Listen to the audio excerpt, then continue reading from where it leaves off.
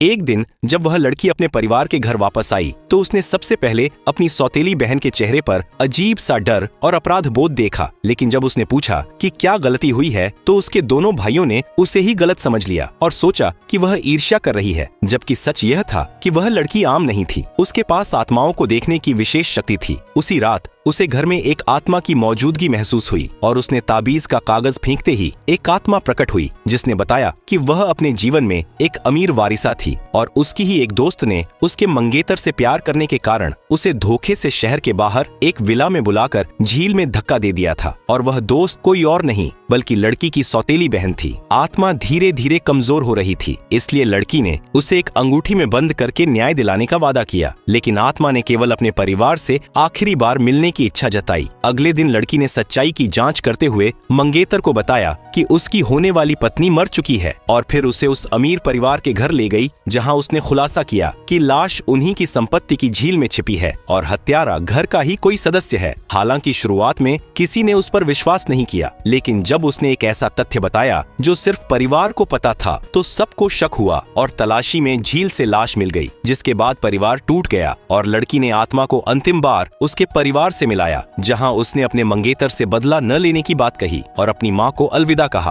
और जैसे ही आत्मा विदा हुई उसी समय सीसीटीवी और जांच से यह साफ हो गया कि उस जगह पर सिर्फ सौतेली बहन ही गई थी, जिससे उसका सच सबके सामने आ गया और वह डर के मारे घबरा गई।